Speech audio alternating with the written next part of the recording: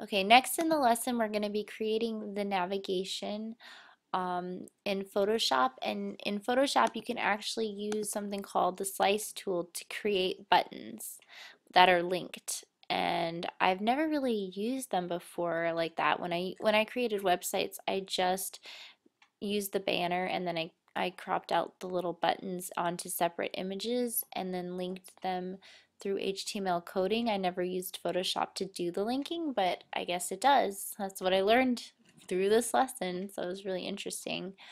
Um, yeah, so I'm going to show you now.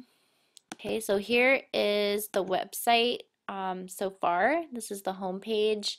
Um, the web banner here is like the most important element of your website because this is what they're going to see on pretty much every page. And even if you change it a little bit, it should have a consistent theme.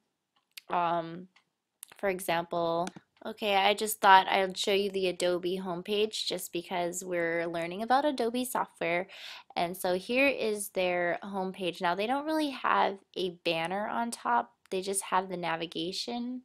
So like when, for example, when I go to Adobe products, it's just the banner that's, or the navigation that stays the same, but they do have their logo there to help identify that this is the same site, and everything else is pretty much the same. The color and the style of the fonts, they have a consistent look, so you don't think that when you click on another page you're going to a different website. And it's annoying how the rollover just keeps getting in the way. I'm going to look at another site really quick. Okay, here's Apple. I like their design. I think it's a lot sleeker and I don't find their navigation really annoying. Um, and they also have a very similar design though. They have their logo as like a button here.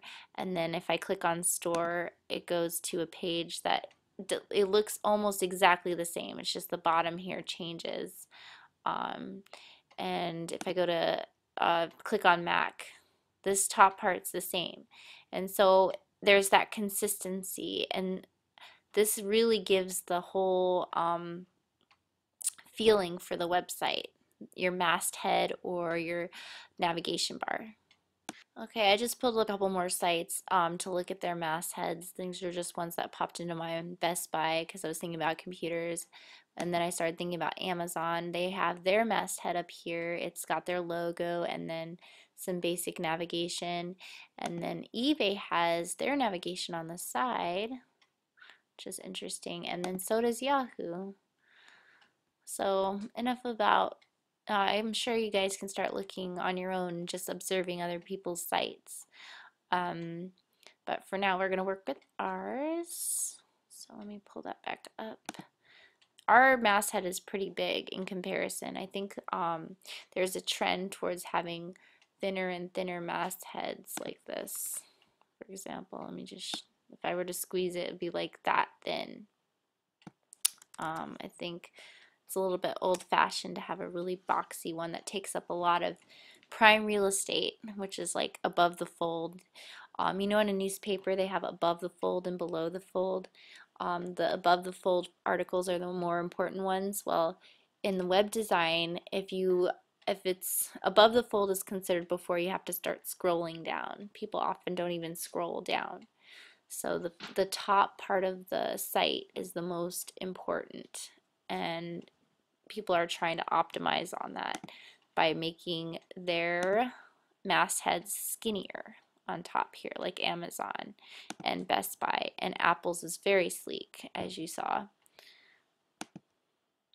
Um,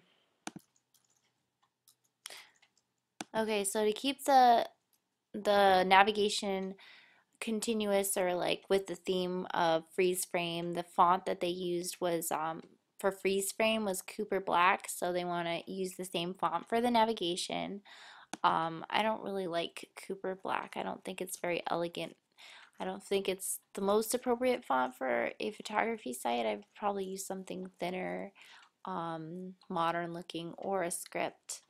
I was looking at other photography sites after this, but anyway, just type out, here, let me get it.